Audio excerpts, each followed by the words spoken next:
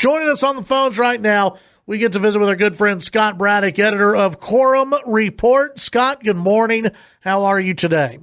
Doing well, Chad. It is a nice, cool day in Austin. We've had rain for the last couple of days, and when it had been, closer to 100, it's 68 degrees now. Hey, that works. Mm-hmm. Yeah, there's nothing wrong with that at all. I guess let's start with some national news that may impact Texas. I had Matt McKoviak on earlier, and we talked about this.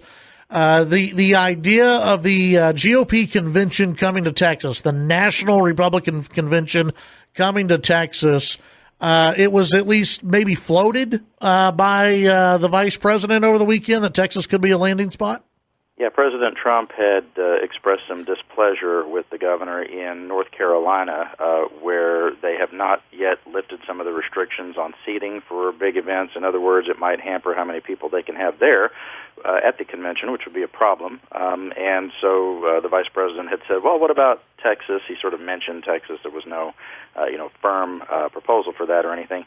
Chad, moving a convention of that size would be a Herculean effort, trying to figure out, accommodations, hotels, and, which of our convention halls here in Texas to use would be a big deal. Which of our facilities to use would be an enormous task. As you know, I mean, they figure out these contracts years in advance. You always see the big announcements, coming in, 3 years from now is, when this convention is going to be held in Houston or Dallas or you name it. And so who knows what's really going to happen here. It seems like some political jockeying and another chance for the president to sort of attack those. I would say North Carolina is more of a purple state, but a blue state governor, a Democratic governor, who he doesn't agree with about the speed at which they are reopening the state. And that's been a point of tension with the president, not just with Democratic governors, but some Republican ones too. Listening to Matt, he made it sound as though he believed if it does move, that Florida, a city in Florida, may be the best fit for the convention.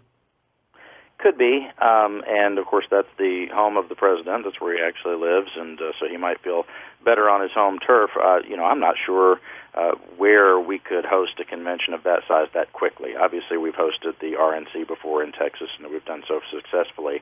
But lining things up this quickly, when we do have a governor who's moving, a little slower than some of the other states that are moving, to open quickly, and of course our governor moving a lot faster than some Democrats would like to see, and some public health experts. But as some folks have said, when you're taking heat from the left and the right, that sometimes can be a good place to be. Yeah.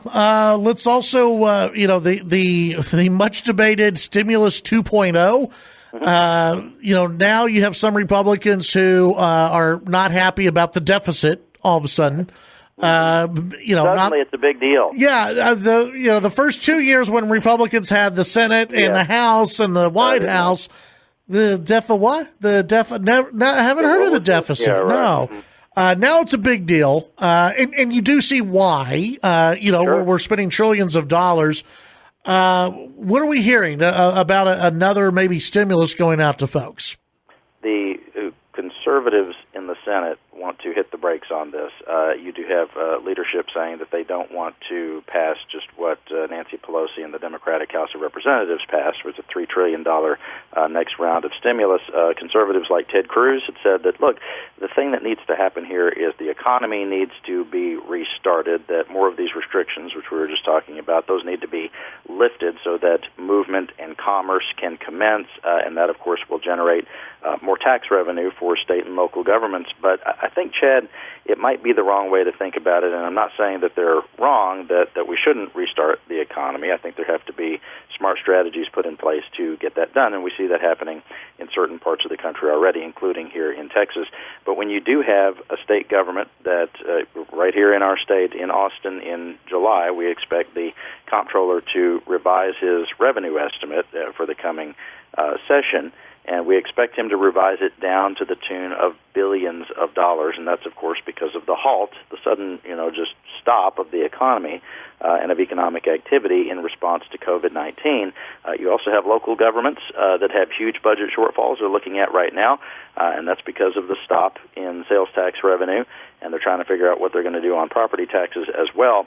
But to act as if it's either or, that the economy has to start or Washington has to do more stimulus, might be the wrong way to think about it. It might be so bad that both have to happen at once, that in order to get some of these communities back on their feet, and it can be targeted, and they can figure out which communities need it the most, of course. I mean, everybody's situation is a little bit different, but they may need to be able to restart their economies, get businesses going again, get those tax dollars flowing again at the local and state level, and also get some relief from Washington all at the same time. Doesn't have to be either or, and the consensus among economists we've talked to at quorumreport.com, Chad, is that this is not the time to worry about public debt because the government in Washington, and the state can't do this and the local governments can't do this, but in Washington they can borrow at either no interest or almost no interest to keep things going, and we've got to get people out there comfortably spending again because so much of our economy, at least 70%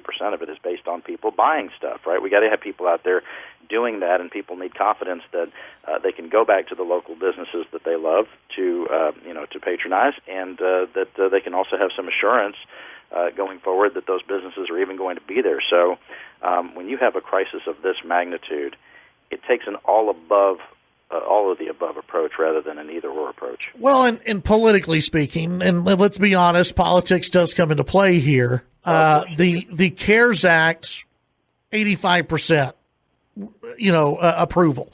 That's where the American people were at, and you spent trillions of dollars there. That before this pandemic, that never would have happened. I mean, that percentage of approval of just giving everybody cash money, right, never would have happened before.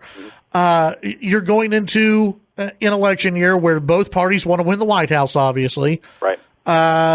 If you've got an economy that is down and out and you think you can spur it on by giving more money to the states and giving more money to the people, I don't see, politically speaking again, how you vote against that. I think that we're going to probably see at least one more round of stimulus go out to folks before the November election. Yeah, and I think what you're saying is borne out by our own delegation to the U.S. Senate. Senator Cruz is speaking about this in sort of a hardline fashion. He's not up for re-election, and he's saying basically no more stimulus. He's saying that the economy needs to get going again at this point, and they need to lift restrictions, and that'll do the trick. Senator Cornyn, who is up for re-election, is saying something a little bit different. He's saying that he doesn't want to see the exact package that was passed by the Democratic House of Representatives, but he's certainly not saying that we don't need any more stimulus at all. And you're right, the election is going to be litigated on two things.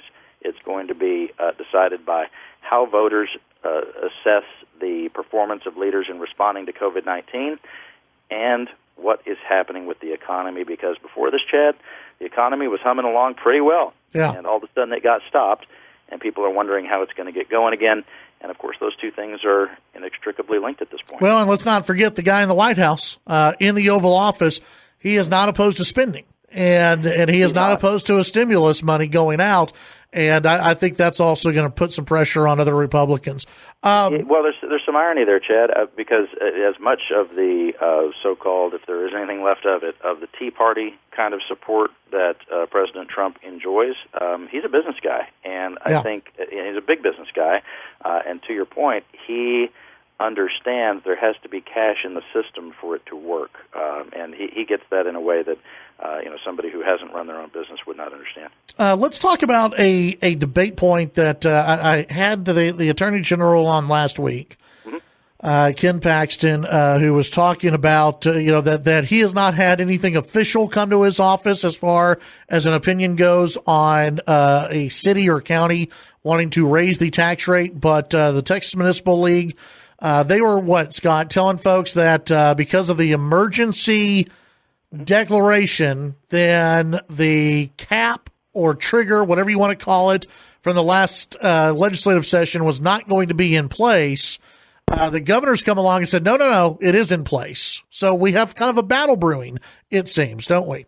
This has been simmering for quite some time, and I was looking at the legislative history of this, Chad, in Senate Bill 2. That's the law that we're talking about that was passed in 2019 that puts those caps on cities and counties at 3.5% growth in their revenue. The history is that the counties that are prone to hurricanes, and I'm talking about counties like Jefferson County, where Beaumont is, Harris County, where Houston is, Nueces County, where Corpus Christi is, etc., they had lobbied hard for the exception to be in place whenever a disaster is declared, because what often happens there is they need flexibility in their budgets after one of those catastrophic events that's outside of human control, and that's usually a hurricane, right? And that happens on the coast. And I think when they put this exception in, Chad, in fairness to folks like Lieutenant Governor Patrick and the governor, they didn't envision that we would see a day within the next year or so that a disaster would be declared across all 254 counties. Yeah. However, that doesn't change what the law says. The law says if there is I'm just looking at the plain language of the statute, and this isn't TML's reading of it, this is my reading of it, and I can't find any serious attorney who disagrees with this. When there is a disaster declared by either the President of the United States or the governor, the rollback rates, that's what we're talking about there, the 3.5%, the rollback rate goes back up to 8%, the idea being that those local governments need flexibility so that they can provide services like police, fire protection, et cetera, that you always hear about. And none of that says that those governments have to go back up, have to raise their taxes. Nobody's arguing for that. And the way leadership has talked about this, it's been a little different depending on who you are listening to. Lieutenant Governor Patrick seems to acknowledge that what I just said is true. His argument has been that it would be a real disaster if local governments were to raise taxes on people, at the local level through their property taxes. Yeah. The governor said something different, which you mentioned. The governor says, look, no, that's not my reading of the law. And he said that he thought that the Attorney General would agree with him, but I guess on your show that he didn't quite go that far. But I think this is going to be a fight going forward, and there's going to be more pressure on local governments to not raise tax rates. Republican leadership is trying to make that case right now. But I think this underscores the fact, Chad, that when they were reforming property taxes last year, it was easy for people to hear what was being said in Austin and come away with a message that, they're cutting our property taxes or they're offering some sort of relief. And as Chairman Dustin Burrows from Lubbock had said over and over again as this was debated, he said Senate Bill 2 doesn't cut anybody's property taxes, quote, and I never said that it would, unquote. And so people have the wrong idea about what Senate Bill 2 does. Yeah. It doesn't cut anybody's property taxes. It just reins in local government, except in a disaster, which is what we're in now. All right, Scott, we got to take the break. Tell folks what they can find at Quorum Report. We're going to be looking into what may happen with property taxes going forward. I think it is going to be a bigger debate as we move into the days and weeks and months ahead. And also trying to figure out what's going to happen with school funding, Chad, because remember that was the other big thing that was passed last session. They said they fixed school finance, which one of the longtime lobbyists I talked to joked about it and said, it's easy to fix school finance. I've seen them do it at least 6 or 7 times. So I think that there is going to be a lot of pressure on the school districts going forward because they're suffering in this situation just like everybody else. We've got it all for you at quorumreport.com. You can sign up for our free email alerts there, and to subscribe, click on subscriptions there at quorumreport.com. Very nice. Scott, as always, appreciate it. We'll visit with you next week. Thanks, man. Talk soon. That's Scott Braddock, editor of quorumreport.com.